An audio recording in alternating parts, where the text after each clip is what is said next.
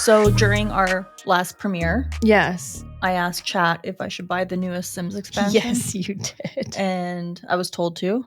And so I did. And the worst part about The Sims, because I've been a sucker since the first one. Oh, yeah. So when the expansions come out, I want them all. Is you see them and then you can bundle some of the older ones. So I had to control myself because it was either buy one or buy four. And it starts to get real tempting real fast when it's buy 20 expansions for $100. And you're like, oh, that sounds like a really good deal. And then you're like, I don't need to spend $100 on expansions. If I could buy 20 Sims expansions for $100, I would buy 40 for $200. That's how bad I am. That's a slippery slope And that that would be a leads to good credit deal. card debt. And I would be happy to pay it because I'd be like, wow. Because the average Sims expansion is like $60. Is that how much they are? Yeah. It's been a while since I've played, and I know Sims 4 is mostly free, and I think the expansions is obviously where they get you. Oh, yeah.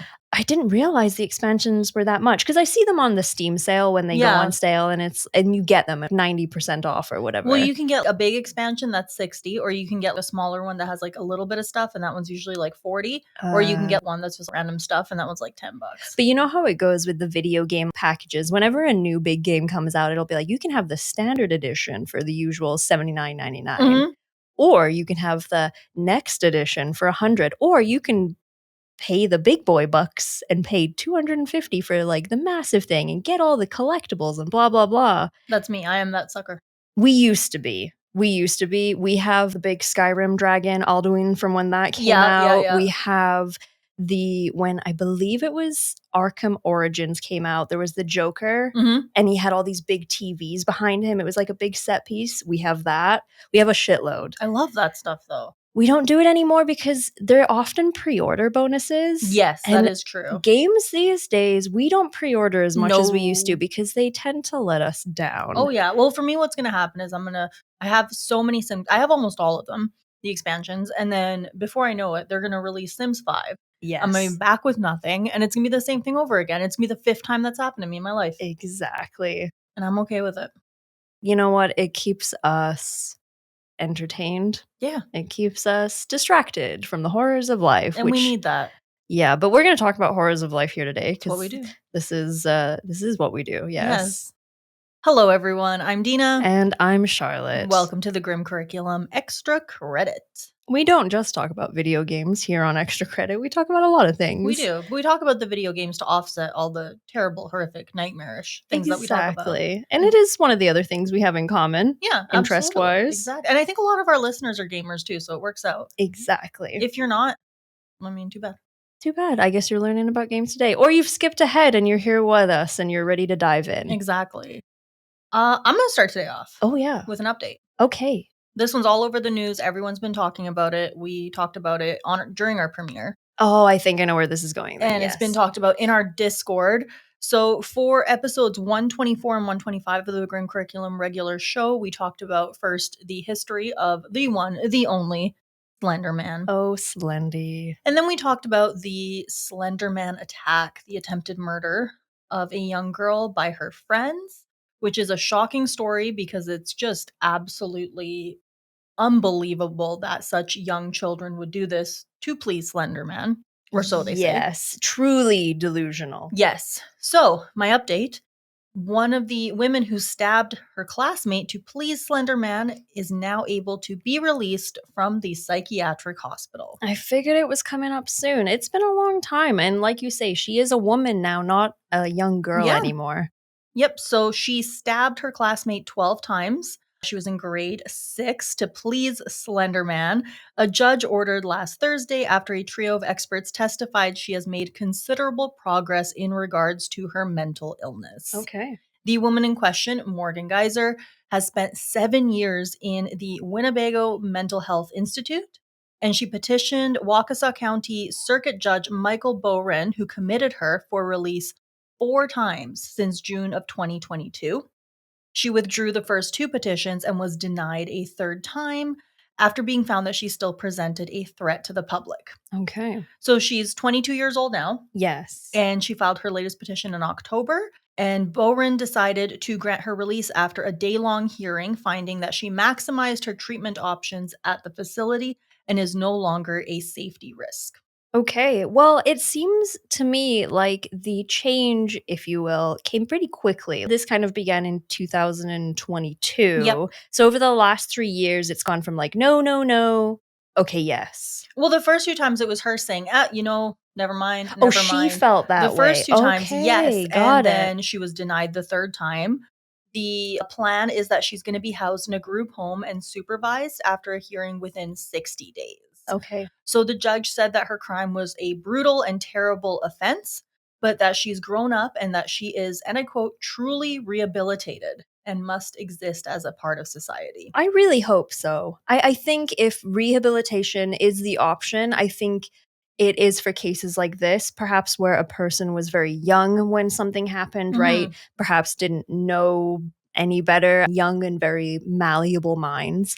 And like you say, she's a young woman now, and she's perhaps grown up a little bit. I hope so.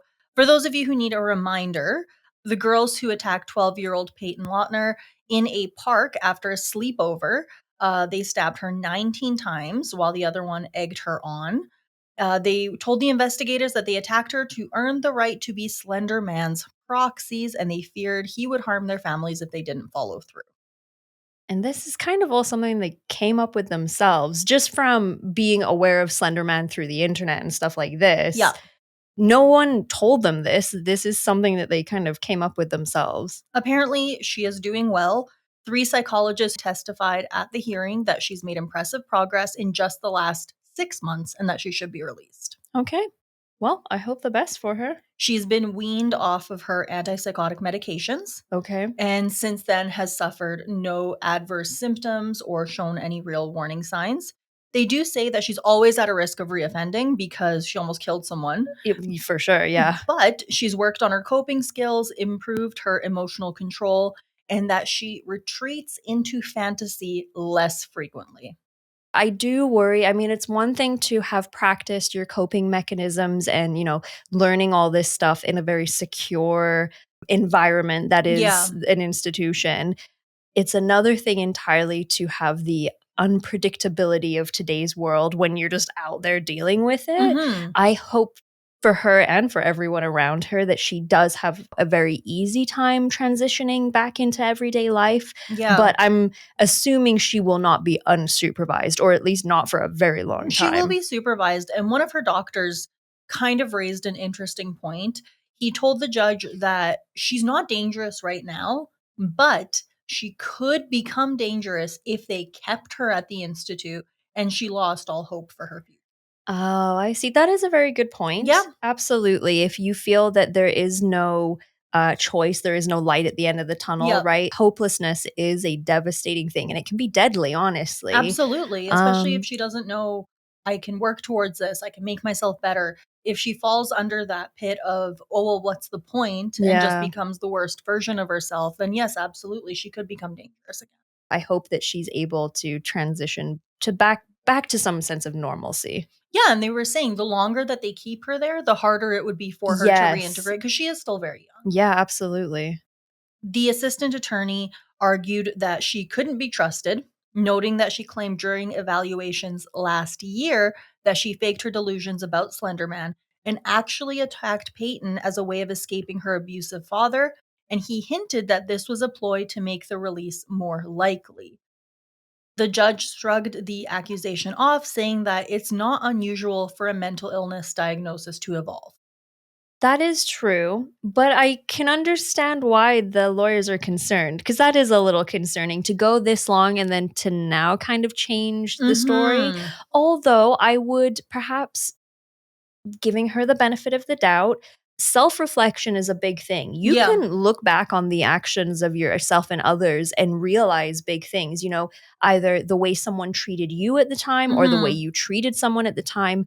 You may not have realized the effects that you were having, but then years later, you grow up, you have different experiences, you learn new things, and you look back and you go, wow, I was a shitbag. Yeah. Or, wow, oh my God, that person was horrible to me and I didn't Yeah. realize, And I right? mean, people can change, especially when it comes down to mental illness. If you have those resources, if you do the work, you can definitely become a better version of yourself. And I'm really hoping that's the case for her. Do we have any word from Peyton's side of things, the victim in these attacks, or is she kind of staying out of it as far as we know? As far as we know, she is staying out of it. Fair enough. She wants to move on. Yes, absolutely. You know, like, and I think for her, I can only imagine the feeling of knowing that now both of the girls are out. Yes. Yeah. But she's, like we talked about in the series, she's done a lot of work herself. She's a very impressive young woman who's achieved a lot. And she is a very forgiving person. She has forgiven them. So I think, I mean, she might release a statement eventually. We'll keep you guys posted. But I am curious to know what she thinks about all of it. Yeah, me too, because I feel like with the strength that she's shown over the last little while, you know, having survived something like this, she could be, you know, she could be the kind of person that is really out there and either opinionated one way or the other. You know, like she could be advocating either A, for the forgiveness and release, because we have seen it before, or she could be like, oh, hell no. Or like you say, she's like, you know what, I just want to move on with my life. That's none of my business. Yeah. All right. Well, we'll keep you guys in the loop, I guess. Yeah, and let us know what you guys think. Go listen to the episodes if you haven't already. Do you think that this was the right move? Let us know, thegrimcurriculum@gmail.com, because I'm curious to know what other people think about this. Absolutely. So not getting too political, just putting that out there right now, but we do know that President Biden's presidency is coming to an end soon and Donald Trump will be taking over. And so it's been the last little while with President Biden having the opportunity to commute certain death sentences. It came up that 2 of these particular prisoners out of 37 have declined. Now, this would be very shocking, right? I can see your face already. Yeah, it's like, okay. well, why would you deny a pardon, essentially? Yeah. But it's not quite what you think. He's not commuting their sentence fully. They're not free men. They will remain life in prison. Len Davis and Shannon W. Agofsky, they were the 2 prisoners who Biden commuted, and they are rejecting his commutation, if you will. The men said that by reducing their sentences to life in prison, it could actually hurt their chances of appeals. Because when you are on death row, you are under a lot more scrutiny. You have access to lawyers for your appeals, things like that. Whereas if you're just life in prison, chances are someone could just forget about you completely. Yeah. Mr. Davis and Mr. Agofsky said in separate court filings that they had refused to sign the paperwork offered with the commutations, which would spare them from execution and reduce their sentences to life in prison. It's also kind of a toss-up as well, because Trump has also said that he is going to be cracking down and really bringing back federal executions. So they're kind of playing a very slippery game here. That's putting a lot of faith into the justice system. Absolutely. Also, although Mr. Davis and Mr. Agofsky, they never requested commutation and both said they did not want one, they filed emergency petitions with a judge asking him to prevent them from taking effect. So Mr. Agofsky, who is 53, is serving a life sentence for a 1989 murder when he was sentenced to death in 2004 for killing another prisoner. Wow. So he was already in prison serving life. Then he got bumped to death row. In his petition, he said that if he were removed from federal death row, it would make it harder for him to challenge his conviction because it would strip him of the heightened legal scrutiny that comes with federal death penalty cases. The other inmate, Dr. Davis, he is not a doctor. I don't know where I was going with that. Mr. Davis, 60, he is a former New Orleans police officer who was sentenced to death in 2005 for having ordered the murder of a woman who filed a brutality complaint against him. Oh my God. So in his petition, also filed in the U.S. District Court for the Southern District of Indiana, he said that he's always maintained his innocence in the case. But having a death sentence, Mr. David said, would draw attention to the overwhelming misconduct he believes has been committed against him because he maintains his innocence. So he's saying by him being on death row, when he appeals it, it gets more attention. Whereas if he were just serving life, it wouldn't get the attention it's getting. Both prisoners handwrote their petitions and are representing themselves, but they could face an uphill battle because of a 1927 Supreme Court ruling. So, as we know, often with legal cases, they will look back to other similar cases for precedent, Yep. right? So, back in 1927, in that particular case, the court had ruled that the prisoner who had been sentenced to death could not reject a commutation from President William Howard Taft that reduced his sentence to life in prison and resulted him in being transferred from a jail in Alaska to a penitentiary in Kansas. So the prisoner argued that he had been commuted without his consent, basically. Mhm. But they argued that the president doesn't need your consent to pass judgment Yeah, on you. absolutely. Basically saying, if you can deny the president commuting your sentence, then could you not also deny someone giving you a sentence in the first place? Which I get that. obviously that's not how it goes.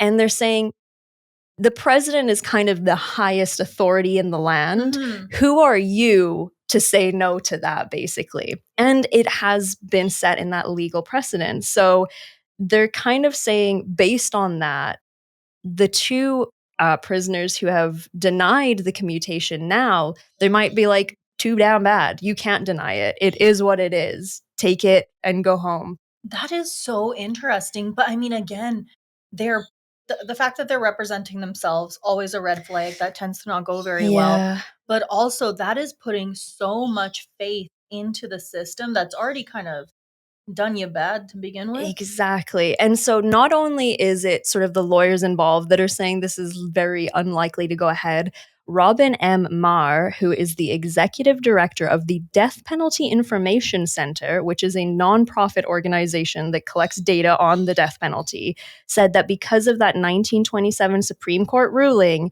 it indicated that even if they did not want commutations, they could not legally reject them. And he said, while it's understandable that Mr. Davis and Mr. Agofsky have concerns about what will happen next in their cases, their objections will have no effect.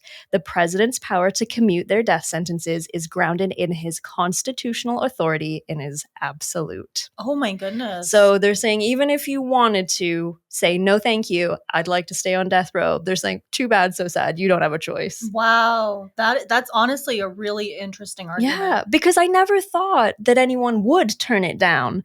But then Yeah. you start to learn kind of the ins and Yeah. outs of it, and you're like, well, maybe I would take that chance. I mean, you're already on death row. The worst that's going to happen is kind of already ahead Yeah. of you, so it's worth a shot. But yeah, they're thinking once Trump gets in, he's going to start trying, at least, to slap more federal executions back Mhm. on the board. I don't know what's going to happen in that case. I'm not enough of a law-minded person. I Mhm. think we're just going to have to see how it rolls out. But yeah, I never thought someone would turn it down. But That's looks very interesting. yeah.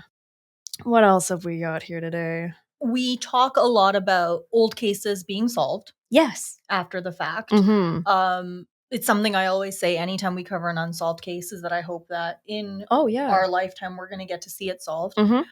DNA from a cigarette helped identify a suspect in a 2003 cold case death of a mother of 7 found in a state park. Whoa. So, in Island County, Washington, investigators recently identified a suspect in the death of a mother of 7 that happened over 2 decades ago.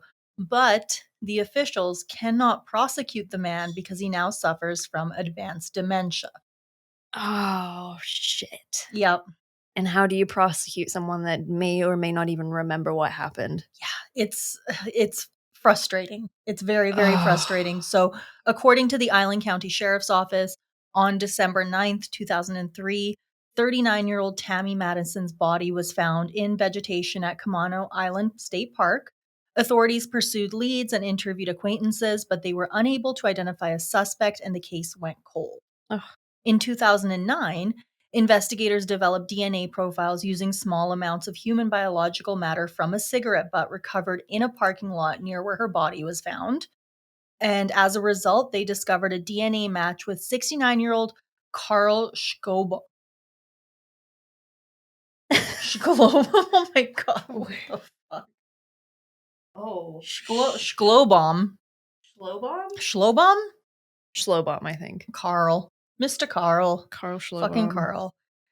Because the DNA on the cigarette butt would have degraded within a few days, the sheriff's office said that they determined that he'd been near where she was. However, they didn't have any other evidence to prove that he was in the park when she died. Oh, because he could have been there before or after. Yes. So nearly a decade after that, in November 2019, he was interrogated, and he is currently serving life in a prison in Arizona without the possibility of parole for a 2005 murder. It pisses me off when a murderer will get charged for one murder when he may have committed many others, Yes. because they just need to get him on something to lock him up. Yes. And I understand why, but for the victims of all the other people, it chaps my ass that they don't get that stamp on it kind of thing. Yeah. And so while I'm thankful that he is already serving life, and obviously he's lost his marbles, so good riddance to that. Yep. But it makes me sad for this particular case. Me too. And even when he was of sound mind, he reportedly refused to answer any questions and demanded to be returned to his prison cell. The detectives discovered that he was in bad health, and at that time he was in a wheelchair. In April of 2021, he reportedly wrote a letter to detectives disclosing that he had information about her death. The sheriff's office said that he asked for a long list of demands to prove the details. Prosecutor Greg Banks said, "Of all of his crazy demands, the only one I considered was to allow him to spend the rest of his life in a Washington prison if he turned out to be the murderer and pled guilty." He then reportedly answered all of their questions, and they left the interview saying that they were pretty confident that they found the killer. Wow. One of the detectives stated he knew things that only the killer and detectives knew, and that he filled in gaps and explained his motive. He killed her over a dispute about a drug deal. So he had agreed to sign a confession if he was transferred to this particular prison. And that would have led to first-degree murder charges and first-degree kidnapping charges. But that deal didn't go through because of just a whole lot of political hoops that they were supposed to jump through. They kept trying to negotiate with him, and in 2024, in October, one of his family members contacted him saying that he had suffered a series of debilitating strokes and had advanced dementia, and that she doubted whether or not he could read or understand the content of his letters.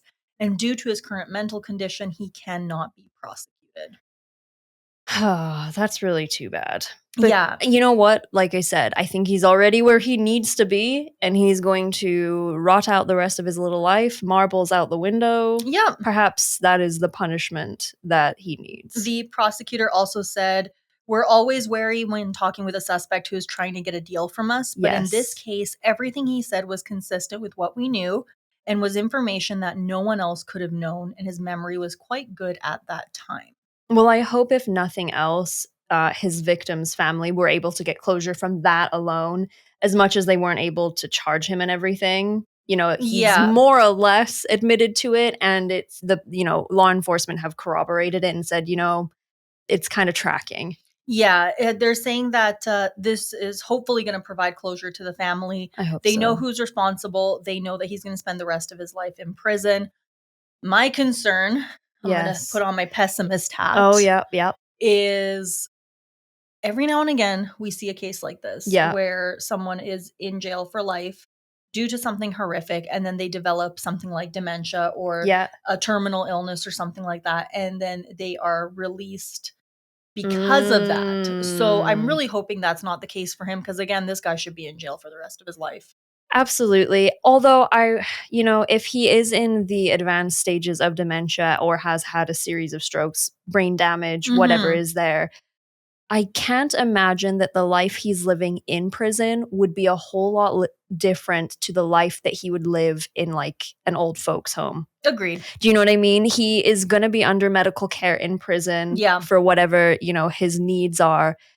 The only difference would be perhaps you can have more freedom with your visitors and stuff, right? If you're in an old folks retirement home or, end of life kind of care. He's getting that same care in prison. He's not just demented sitting in his prison cell by himself, but I would rather see him locked up and not have any freedoms, even if he doesn't even realize it. Yeah, it's true. But again, anytime I see stories like this of a case being solved decades after the fact, it really does give me hope. Yes. It's always good to see cold cases get solved because I can't imagine just not knowing what happened to a loved Mhm. one and thinking, okay, well, we're never going to know. And I think it's really cool that even something that may have seemed insignificant at the moment on the crime scene, you know, even decades in the Yep. past, can come forward and be such an important piece. No one would look twice at a cigarette butt, but in Yeah. this case, it was a very, very important key object, Yeah, right? absolutely. And I mean, at the time, the DNA testing required didn't exist. Yeah. So the fact that they're, pulling up these old things, re-examining them with the technology that we have now, I think is so important. And I hope that they continue to do more of that. Me too. I have an animal tale for us before we get any further. It's very similar to our Miss Topsy the Oh, elephant. I'm not ready. Sorry, guys, brace. It's not quite as bad. It is a little gruesome, a little sad, and just a little weird, which I think we do well here on the Grim Yes, we curriculum. do. So I became aware of something called the Malm Whale. Have you ever heard of this? I have not. Please teach me. So it is one of the world's few mounted taxidermied blue whales. And its jaws, they're like fully hinged, and it actually is set up so that you go through the jaws into a lounge. Oh my God. So I'm going to Okay. tell you a story. It starts a very long time ago in Sweden. And so the story told in Monographie Illustrée begins with the fisherman Olaf Larsson, who was hunting small game outside the village of Naset, and apologies for my Swedish pronunciations, on a windy Sunday morning in October of 1865. Around 9 o'clock in the morning, he caught sight of something unusual not far from the shore. At first, it appeared to be the remains of a wrecked ship, but when he reached the shore, the object lied some 40 meters out in the sea, and he discovered a live animal, visible about 25 centimeters above the surface of the water and struggling to get loose. Larson had never seen a whale before, but he recognized that it was a whale. like, He "That's a was like, whale." I've never seen one in real life, but I'm thinking that's a whale. Mm-hmm. So it's 1865. We have a young blue whale. They think it was about 7 months old. So it was really just a baby.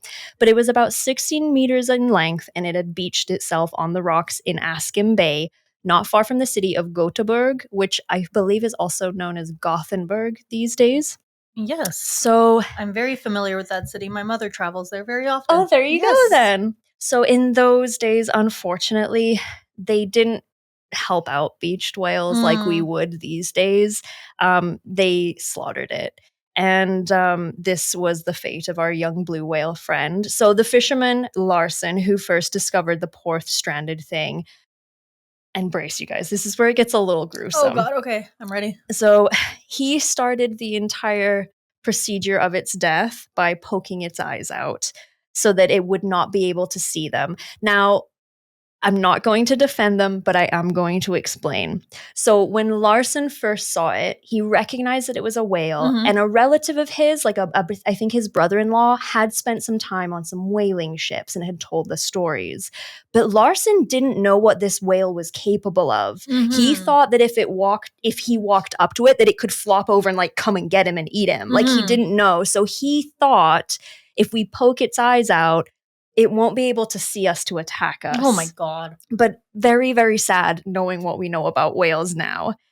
Over the next 2 days, the poor creature was methodically axed, speared, and shot at until it finally passed away in a sea of its own blood. Oh. There is a very, very descriptive retelling of this entire killing process. I'm not going to read it to you guys because it actually made me feel sick. Oh my God. So I don't recommend it. They went into extreme and gruesome detail. Over 2 days. So the next day, a fella by the name of August Wilhelm Malm, he was a taxidermist and curator of the Gothenburg Museum, and he showed up to the scene and purchased the beast from its killers for his museum collection. So he described the whale as belonging to a previously unknown species, and he christened it as Balaenoptera carolinae after his wife.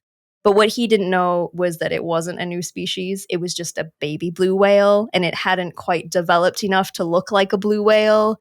I would not want my husband to name a whale after me. I know that seems a bit I'd be a little rude. upset. Like if it was like a Yeah. cute little like fox or something like that, I'd Totally. be like, Yeah, But like, absolutely. oh, I found this whale. I named it after you. Caroline, I'm naming a whale after you. I'd be like, excuse the fuck out of Yeah, me. what are you trying to sir? say?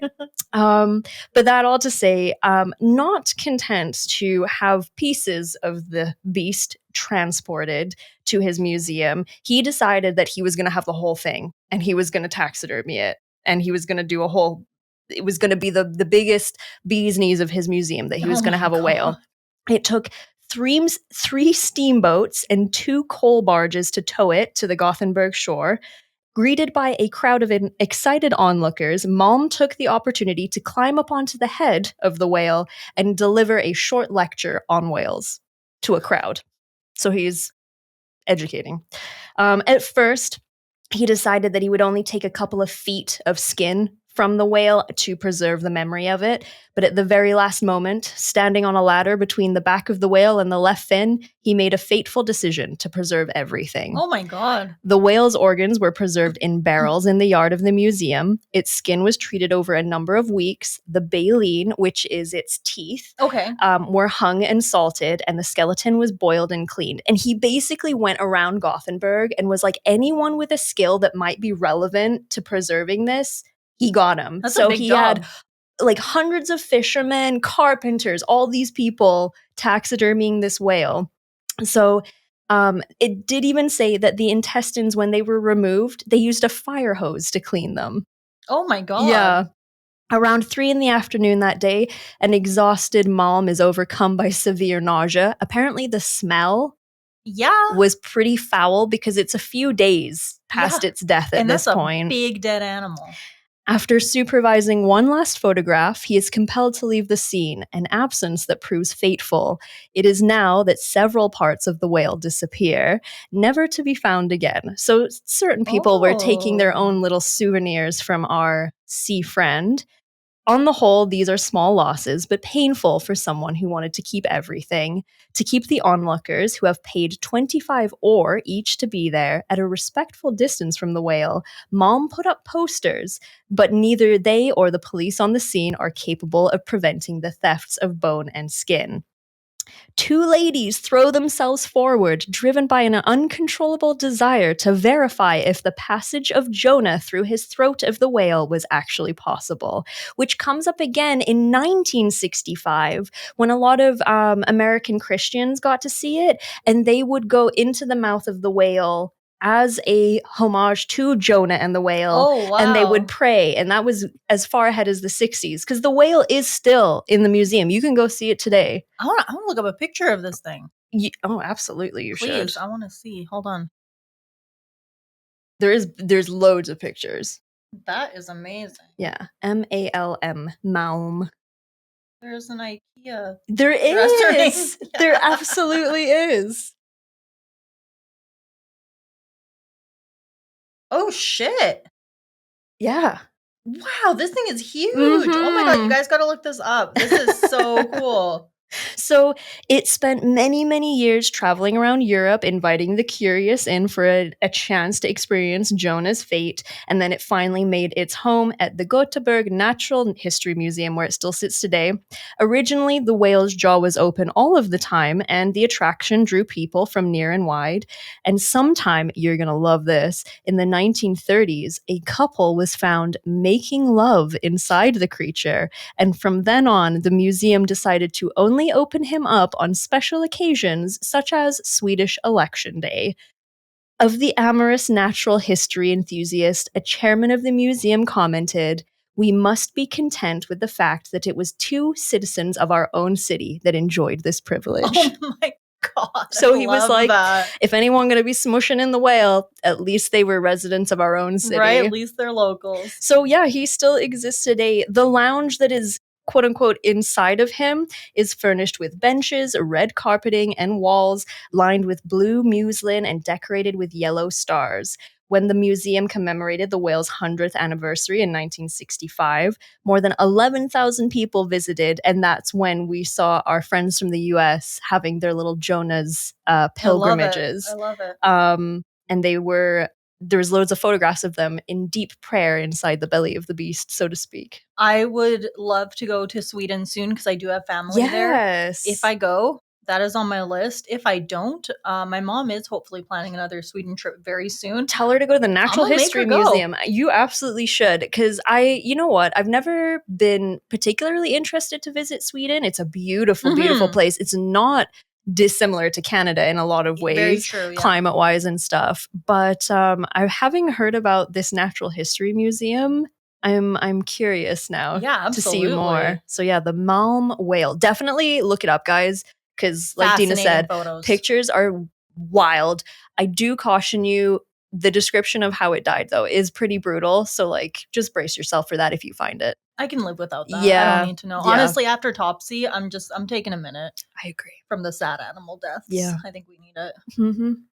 Speaking of deaths, Oh, it is time. for our latest strange and unusual death.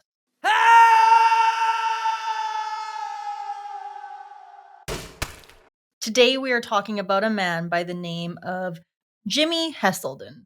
So he was a British businessman who bought the Segway company. I fucking hate Segways. Segways, hoverboards, I hate this shit. I dislike them with a fiery passion, and I don't even really know why. I just hate them deeply. Go on. I've never ridden. Have you ridden one? No, I've never ridden one because I think they're stupid. You can't ride a Segway and look cool. No, And I remember when they first came out because people really thought they were going to be like the new thing. Yeah, absolutely, they did. Yeah, I'm so glad. No, they're goofy. I've never seen, like, when it comes to the hoverboards, which are the same principle. Yeah.